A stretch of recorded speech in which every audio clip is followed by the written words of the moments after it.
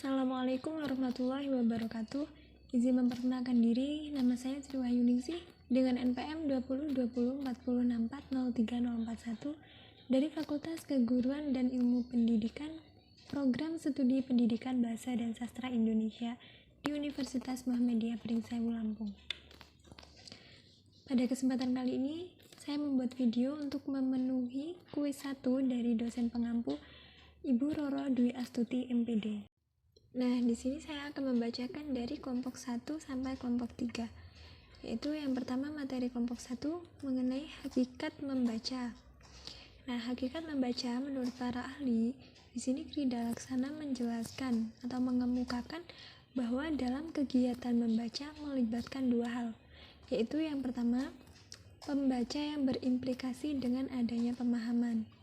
Yang kedua, teks yang berimplikasi adanya penulis. Kemudian, pengertian membaca menurut Kamus Besar Bahasa Indonesia, yaitu membaca adalah kegiatan atau serta memahami isi dari apa yang tertulis dengan melisankan maupun dalam hati.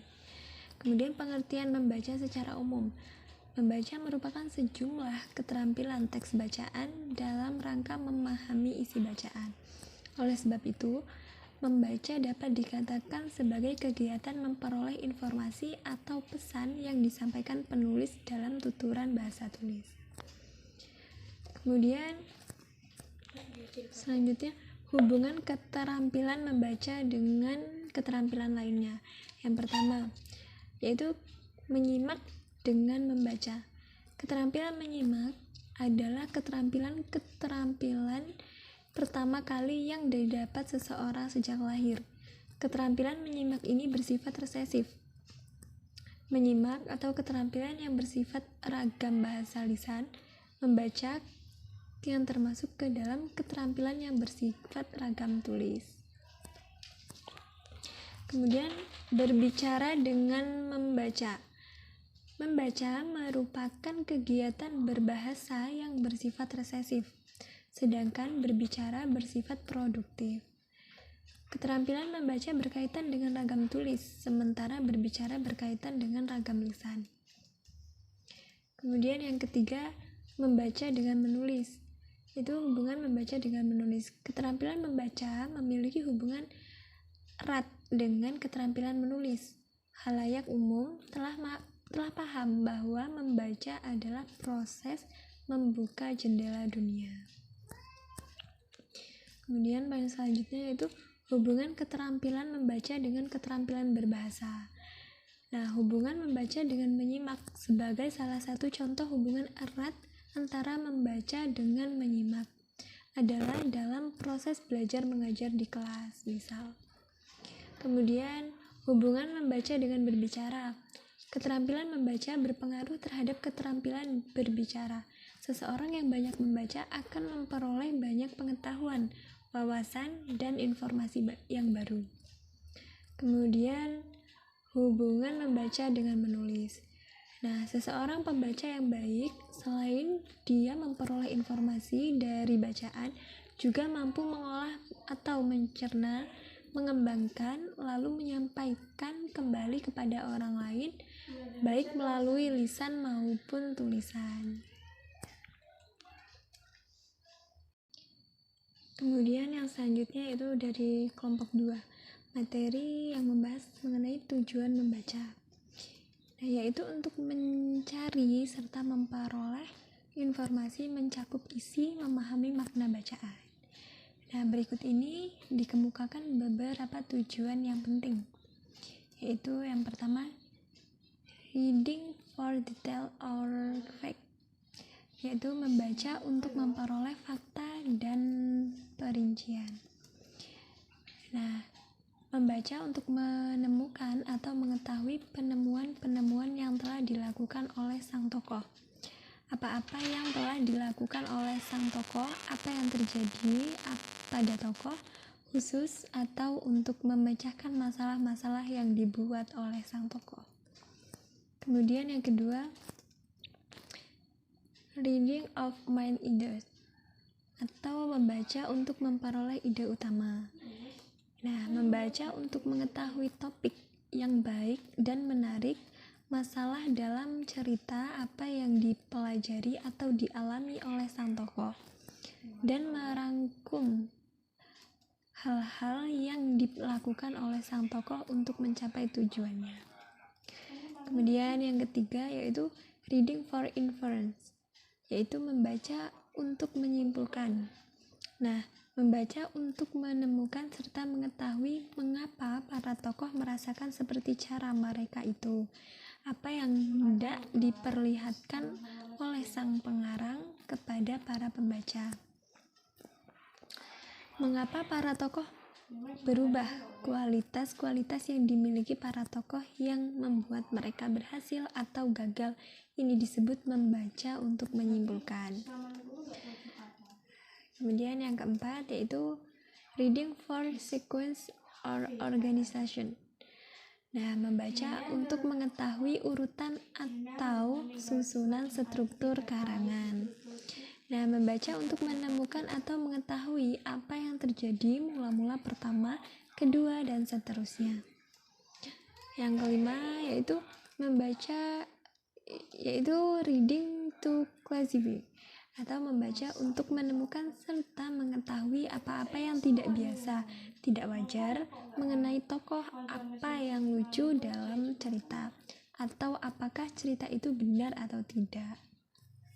Yang keenam yaitu reading to evaluate, yaitu membaca untuk menemukan apakah sang tokoh berhasil atau hidup dengan ukuran-ukuran tertentu. Kemudian yang terakhir yaitu reading to compare or contest, yaitu membaca untuk menemukan bagaimana caranya sang tokoh berubah, bagaimana hidupnya berbeda dari kehidupan yang kita kenal, bagaimana dua cerita mempunyai persamaan, bagaimana sang tokoh menyerupai pembaca. Nah, kemudian tujuan pembelajaran membaca, yaitu yang pertama, menikmati keindahan yang terkandung dalam bacaan. Yang kedua, membaca bersuara untuk memberikan kesempatan kepada siswa untuk menikmati bacaan. Yang ketiga, menggunakan strategi tertentu untuk memahami isi bacaan. Yang keempat, menggali simpanan pengetahuan atau skema siswa tentang suatu topik.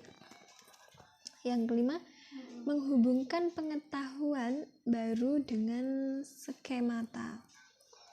Yang keenam, mencari informasi untuk pembuatan laporan yang akan disampaikan dengan lisan ataupun tertulis. Yang ketujuh, melakukan penguatan atau penolakan terhadap ramalan-ramalan yang dibuat oleh siswa sebelum membaca.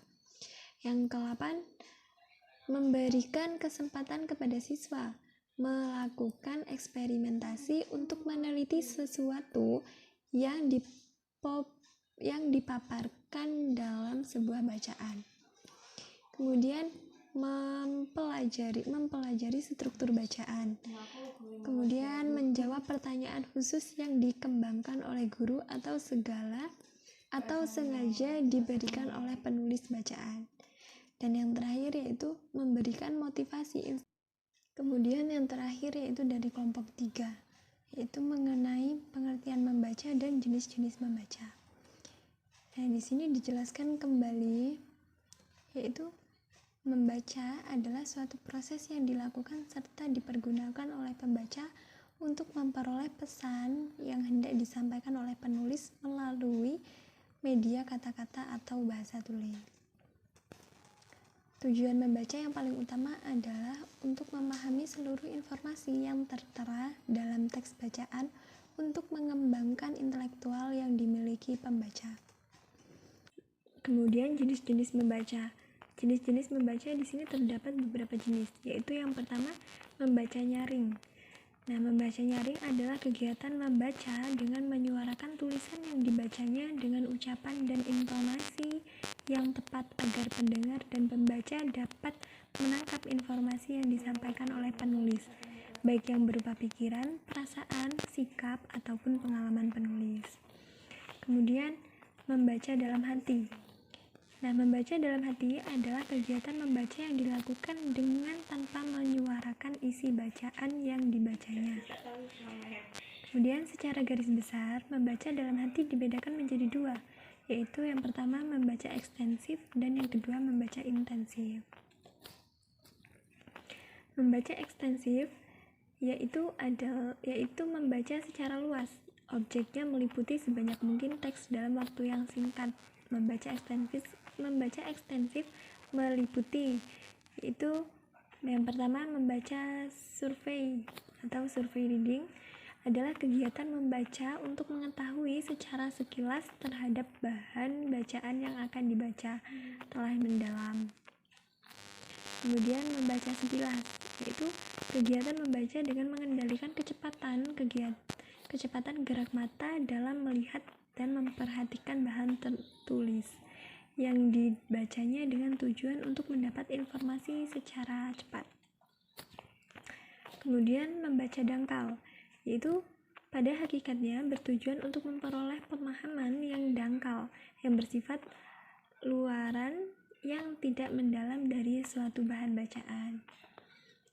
Kemudian membaca intensif yaitu membaca dengan penuh penghayatan untuk menyerap apa yang harus kita kuasai. Yang termasuk dalam membaca intensif adalah membaca telaah isi, yaitu membaca teliti, yang kedua membaca pemahaman, yang ketiga membaca kritis, kemudian membaca ide, dan membaca kreatif. Nah, membaca bahasa yaitu tujuan utama membaca bahasa adalah memperbesar daya kata dan mengembangkan kosakata. Kemudian membaca sastra. Apabila seseorang dapat mengenal serta mengerti seluk-beluk bahasa dalam suatu karya sastra, maka semakin mudah ia memahami isinya serta dapat membedakan antara bahasa ilmiah dan bahasa sastra. Cukup sekian yang dapat saya sampaikan, kurang dan lebihnya saya mohon maaf. Saya akhiri, wassalamualaikum warahmatullahi wabarakatuh.